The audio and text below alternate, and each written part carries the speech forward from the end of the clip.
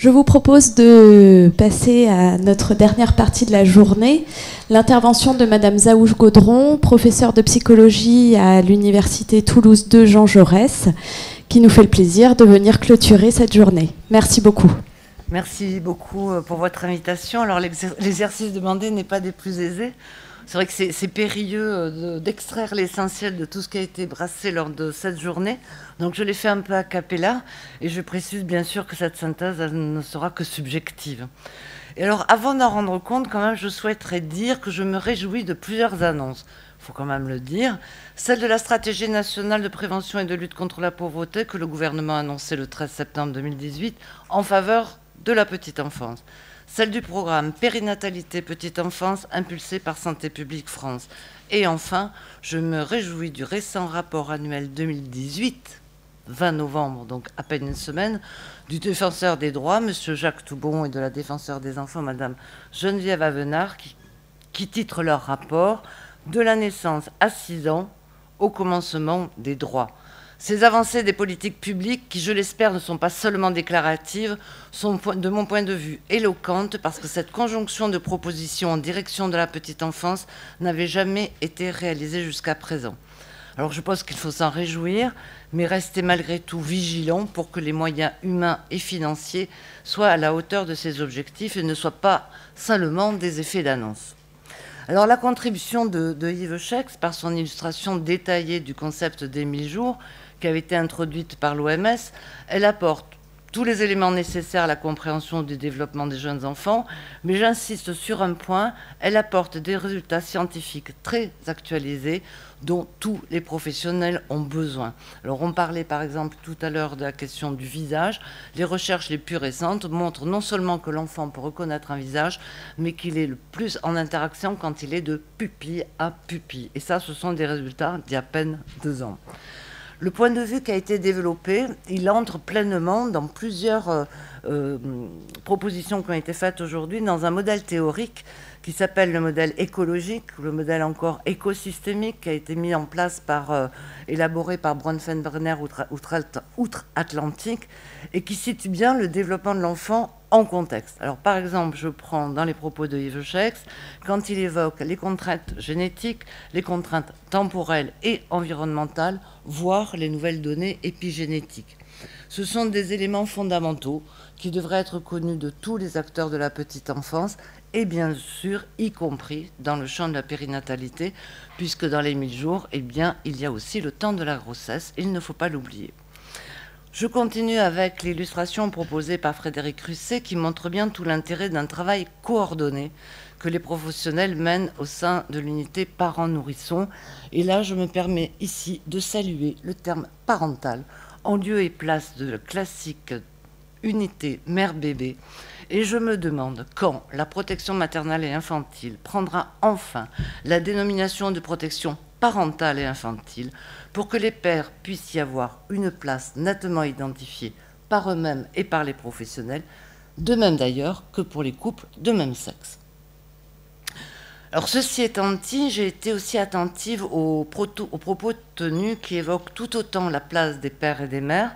C'est vrai que ça a été dit de façon récurrente et itérative, et c'est important de le faire, tout autant que sur la question des signaux d'alerte des nourrissons et des jeunes enfants qui méritent, et il faut vraiment là encore y être attentif, toute notre attention et une attention particulière. Le travail effectué dans cette unité montre bien la possibilité d'accompagner les situations à risque, des parentalités fragiles, vulnérables, certaines parentalités que je travaille moi dans mes problématiques de recherche, et de les accompagner dans une perspective interdisciplinaire et interprofessionnelle afin de soutenir ces parents dans l'exercice si difficile de la parentalité et soutenir dès la grossesse le développement du fœtus puis du nourrisson, et ce, et j'insiste, très précocement. Ce travail intersectoriel qui exige la transversalité, ce travail en réseau, on l'a aussi retrouvé dans l'exposé du docteur Michel Dutèche qui nous montre bien que ce travail en réseau peine à se réaliser en France et qu'il faut s'atteler à le continuer. Autrement dit, à partir de ces 2 interventions ou 3, les connaissances scientifiques et ces savoirs professionnels doivent faire l'objet de formations intenses, afin que chaque professionnel, quel que soit son champ d'activité, puisse s'approprier les avancées scientifiques. Les formations, elles nécessitent un coût, au bout du compte, très peu élevé, quand on compte les économies budgétaires qui pourraient être faites à court, moyen et long terme en termes de santé publique.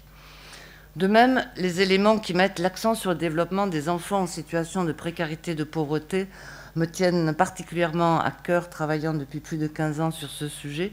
Madame Grandjean, ici présente, que je revois avec grand plaisir, était l'experte d'un projet qui avait été financé à l'époque. Et on ne répétera jamais assez ce qui a été dit ce matin, 3 millions d'enfants qui vivent dans les situations de pauvreté dans notre pays, un enfant sur 5, un enfant sur 2 en région PACA.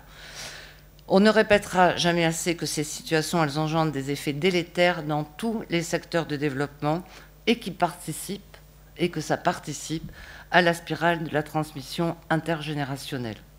Alors là, je suis allée sur Internet, merci Internet dans la salle.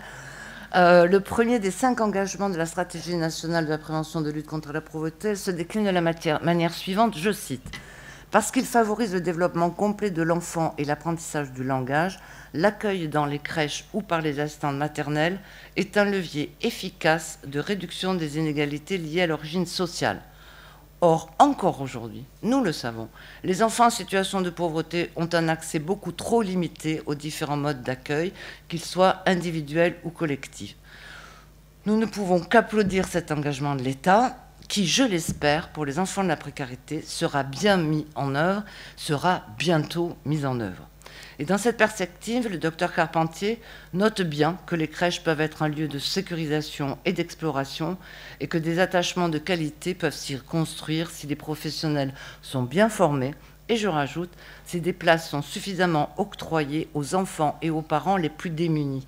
Des efforts en ce sens doivent être soutenus et nous devons rester vigilants pour qu'il en soit ainsi. Gérard Néran, que je connais bien par ailleurs, nous a rappelé l'historique des savoirs de l'enfance. Il nous a fait passer de cette représentation de l'enfant tube digestif à ce nourrisson capable de multiples habiletés. Il nous a parlé aussi de l'ambiguïté, de la vulgarisation et de la médiatisation.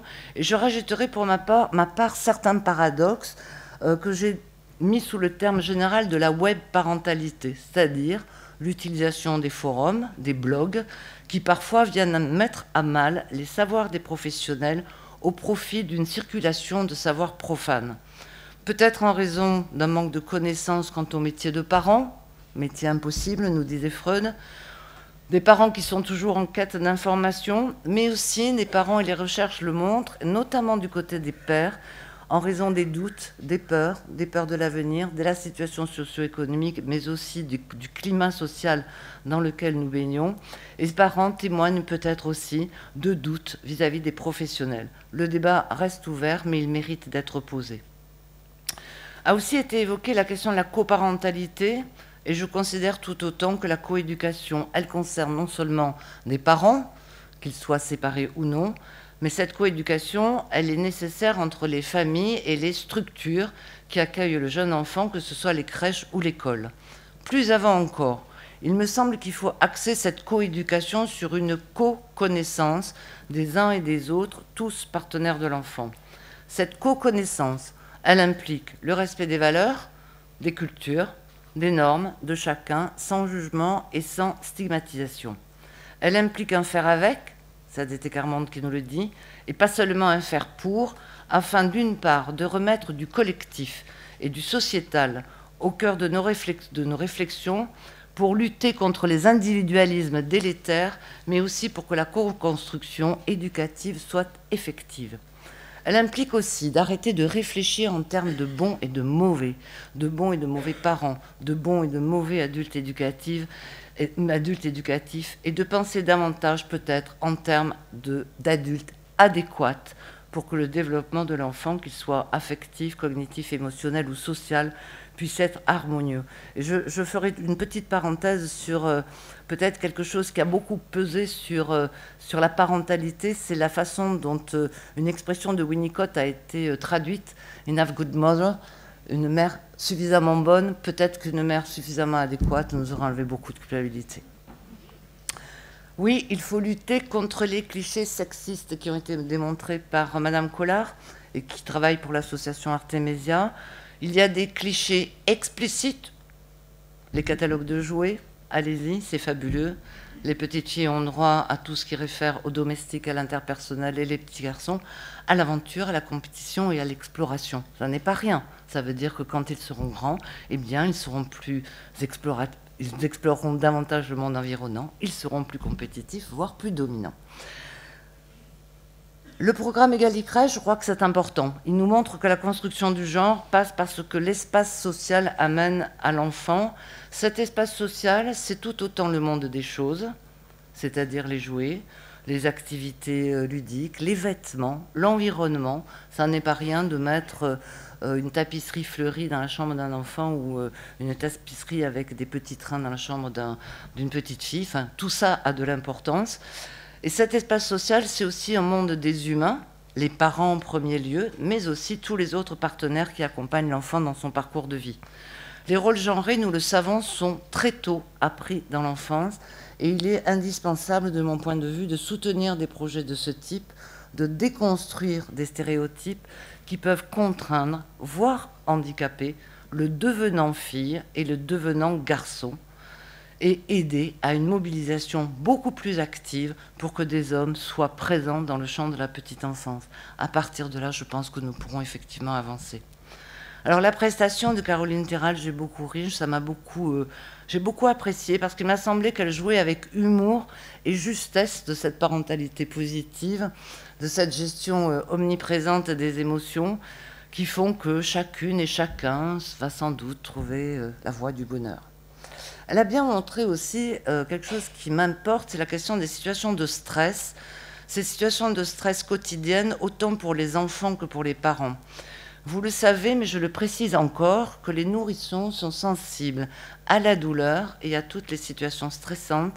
Et c'est ce stress quotidien, qui peut parfois être plus traumatique que ce stress quotidien, il n'est pas sans conséquence sur leur devenir, ce qu'ont révélé notamment tous les travaux sur les enfants qui naissent de façon prématurée.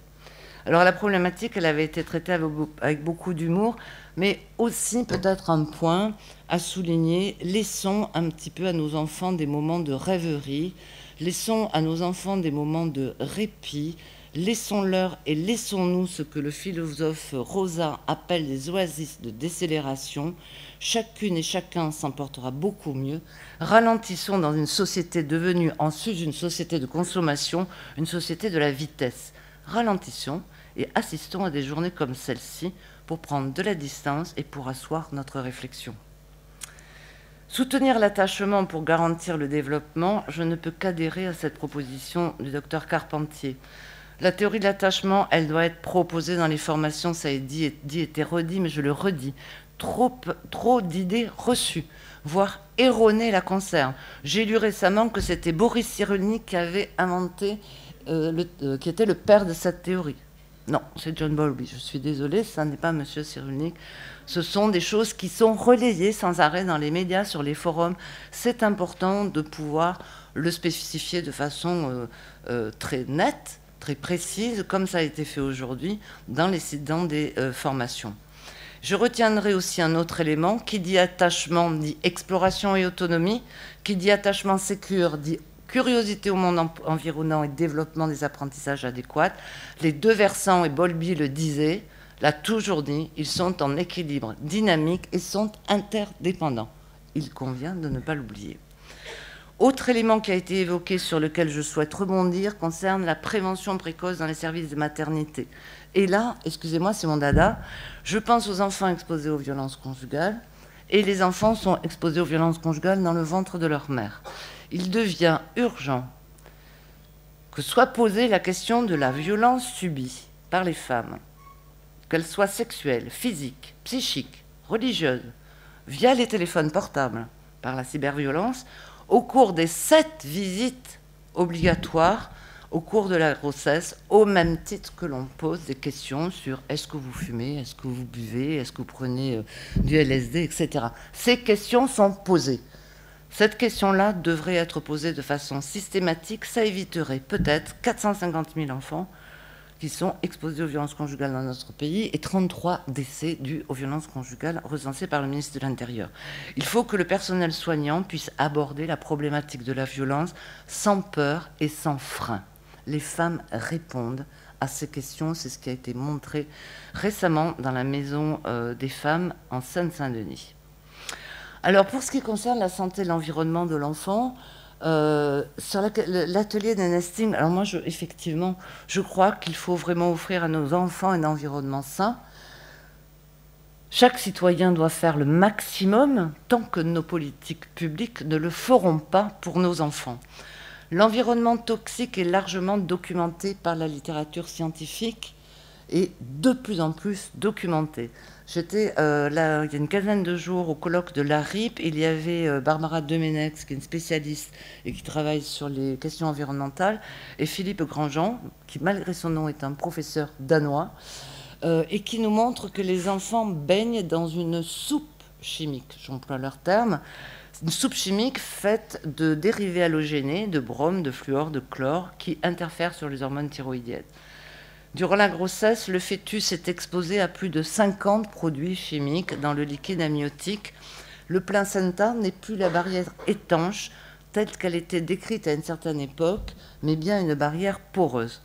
Il y a donc vraiment une urgence à se préoccuper de cet environnement toxique qui a des conséquences neurodéveloppementales graves qui peuvent se poursuivre à la puberté et à l'âge adulte. Et je rajoute, il reste aussi à se préoccuper de l'environnement, de la qualité de l'air extérieur, d'autant que l'on ne sait rien des effets cumulatifs avec la toxicité de l'espace intérieur. Alors, un truc tout simple, vous enlevez tous les tapis à base de texture et de colle où vos enfants vont aller se promener, lécher, où il va y avoir les sucettes et les jouets, vous les enlevez et vous lavez tous les habits neufs, ils sont pleins de substances chimiques. Voilà, déjà des choses simples. Et vous achetez du sel iodé le moins cher possible.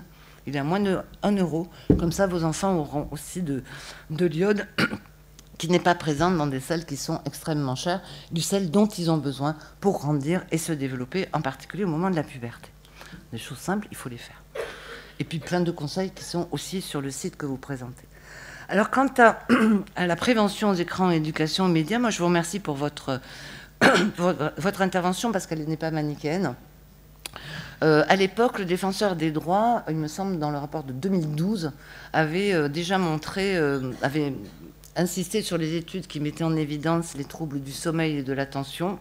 Mais ce que stipule le présent rapport des défenseurs des enfants de 2018, c'est qu'il y a encore trop peu d'études, très peu d'études sur le développement du bébé, utilisateur d'écran, et qu'il y a encore trop peu d'études pour les grandes fonctions mentales et sur sa compréhension du monde.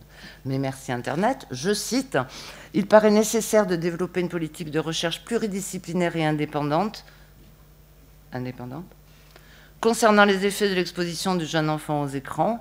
Au vu de l'importance de la question pour le développement du jeune enfant, le gouvernement pourrait soutenir des études engagées en ce sens, le lancement d'une enquête nationale auprès des écoles et des crèches afin de préciser les usages que les tout petits enfants font des écrans pourrait également être envisagé.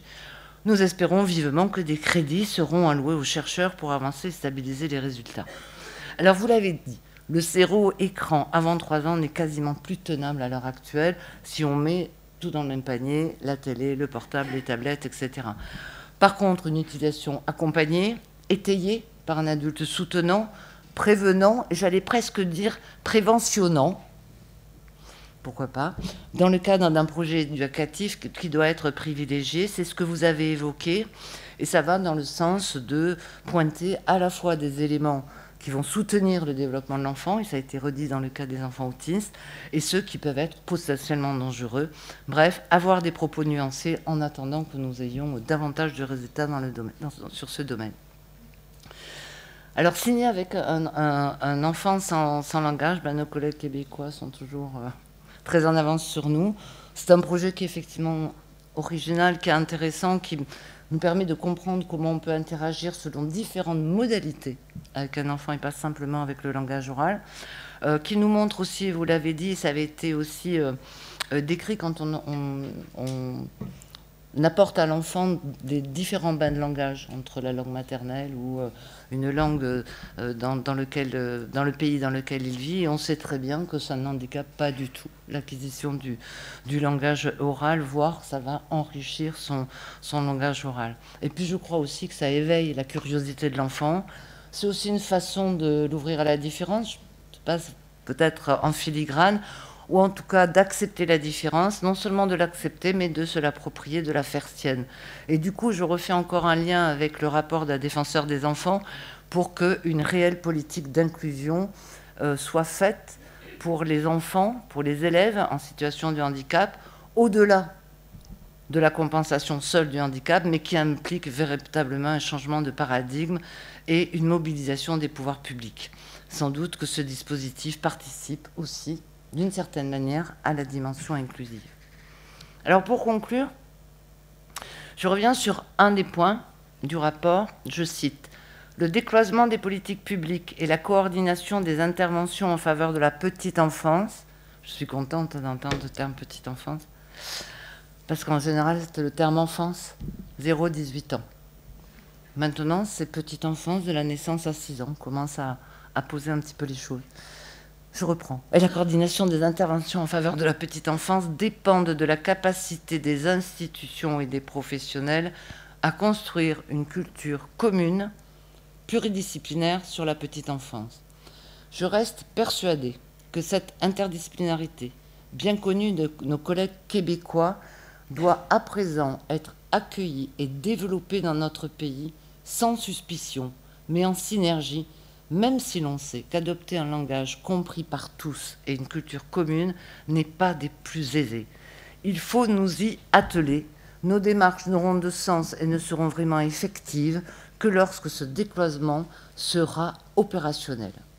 Pour cela, il faut du respect pour chaque acteur, pour chaque profession, de la confiance en l'autre et encore une fois, une coordination collective, une motivation forte et partagée, capable de répondre aux multiples problématiques de l'enfance et de l'enfance.